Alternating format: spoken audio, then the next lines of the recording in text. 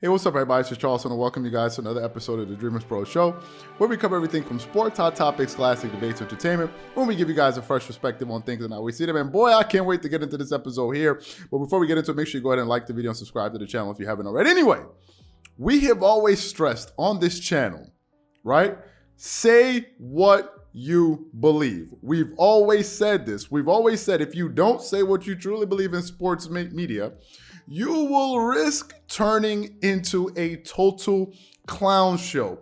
Once people understand that, wait a minute, I'm beginning to understand that this guy may be a troll, that he may just be saying these things, but he really doesn't believe in it. He's just saying these things for shock value. People will quickly see through you and realize, wait a minute, we can't take this guy seriously whatsoever. And boy, oh boy, do we have a perfect example of this. Now, as all of you know, the All-Star game was yesterday, it was action-packed. So many things were happening yesterday, and so many different celebrations and all of these different things, and a lot of stuff that I want to get into. But I want to get into the point that I'm making right here, right?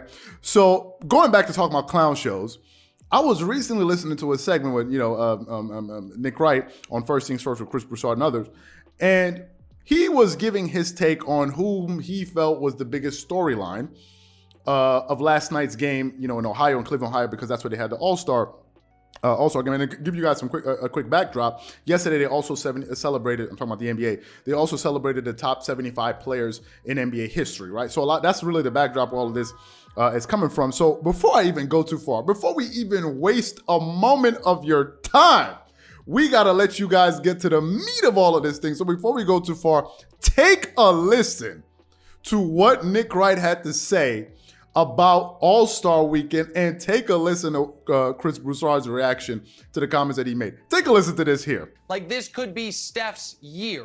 So he's one of the winners. And the other winner is obviously LeBron, because for good or for bad, he made very clear that all things involving the NBA, from future drafts to current GM rankings to any storyline anyone's interested in or winning games, goes through him. And you know who also knows it? Not just Kevin Wildes, who was so bothered by LeBron James' commentary before the game that he's the greatest player ever, that he fires off a tweet, Michael Jordan never went to a Game 7. Not just Chris Broussard, who couldn't even let Jenna Wolfe finish her show open without saying, you put Michael's name first. You have to put his name first. But you know who also knew it? Michael Jordan. He knew it. Because Michael Jordan, once upon a time, watched LeBron James execute the greatest, stretch of play in basketball history. Games 5, 6, and 7 against the Warriors. And the very next day, called, I think directly, Kevin Wilde's wife and said, gotta make that documentary. It's time to do it. We gotta make The Last Dance. Well, he called someone who then called Kevin Wilde's wife, whoever it was. He was like, we gotta do it. Make the movie. We gotta do it. And what Michael has done since then is watch LeBron go to 3 more finals, average a triple-double in the finals, have the single greatest finals game ever played, the game won in 2018, and win another title, that one with the Lakers and Finals MVP.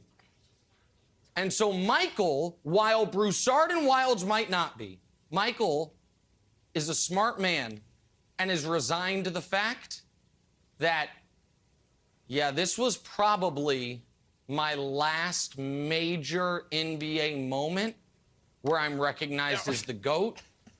So I'm going to soak it all in. And Broussard, and I'm right about this part, I'm going to do something, I being Michael Jordan, I've never done, publicly or privately. I'm going to embrace LeBron, because I hope he's gentle in the transition of powers of greatest player ever. I hope he's kind. I hope he's better to me than I have been to him. Because LeBron said it after the game. He was like, yeah, Michael and I aren't in the same building a lot, which is interesting, because for the last 19 years, LeBron's been playing in the league, and Michael owns a team, so there's plenty of opportunities for them to be in the same building. But Michael has gone out of his way to not be helpful, to not embrace LeBron, and to create a wall between them. And because the GOAT walls are crumbling down around him, he is now saying, okay, maybe, let's be pals. So the winner of the weekend was obviously Steph and LeBron. LeBron did hit the actual game winner, so I'll give the nod to him, but Steph's 50 points were spectacular.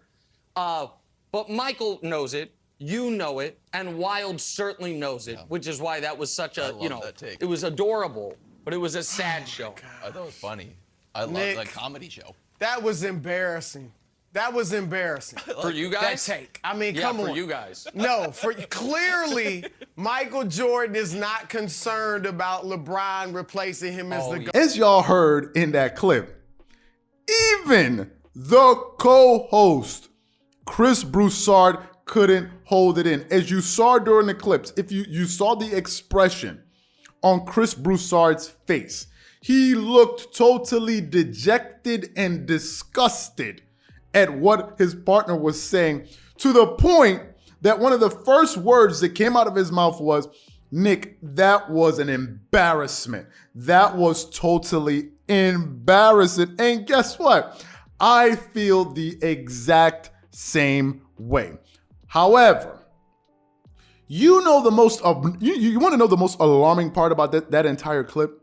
The most alarming part is, at the end of that, some people, some NBA fans, some sports fans are going to sit back, listen to that and say, "Oh, wow, that made some pretty good sense. Oh, I can kind of see what he's saying." There's some people that actually will listen to what this guy just said and feel as if he said something profound. That's the most alarming part, because the job of people in the sports media is to inform our viewing audience, not to go up there and twerk it up on live TV to the point where some of your colleagues on the show are like, "Wait a minute, this is an absolute bizarre moment that all of us are experiencing." What you just saw from Nick Wright was totally bizarre. It was bizarre. Those things that he was saying were outlandish. They were full of when you listen to what he was saying, the most astonishing part beyond the things that he was saying was the fact that he was able to keep a straight face. Those comments were asinine. It was utterly, utterly, utterly ridiculous. And the sad part is, some people are gonna buy into that nonsense. You can only ask yourself, how can somebody be in that position and be saying this type of nonsense? Why is this person even there to be saying this? To the point where your own co-host is like, "Wait a minute, this is an embarrassment. What you're saying is crazy." And the craziest part about that is, there's some people, check this out, there's some people that will take more exception with some of the things that we say on our channel here. They will be like, "Oh, I don't like this guy, I don't like what he's saying." But they will find that type of stuff totally fine. To them, that is A-OK. I can totally see where you're coming from, but whenever we start putting our thoughts and opinions, people come in the comment section and start having an issue with us. To me, that was one of the most embarrassing things I've ever seen in sports media. I've never seen anything like that. And for your own co-host to say, "Bro, that was this is embarrassing. Why are you doing this?" You know it's bad. When your own co-host can't even play along with the nonsense. So what I want to know from you guys, what do y'all think about that?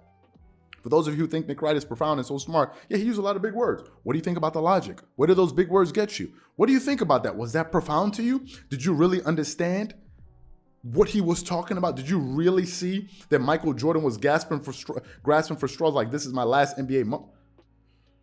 Whew. Let me know what you thought about that clown show in the comment section below. Once again, this is Charles here from Dreamerspro. Wishing you guys an amazing day, and boy, oh boy, I cannot wait to read the comments on this. Catch you guys on the next episode.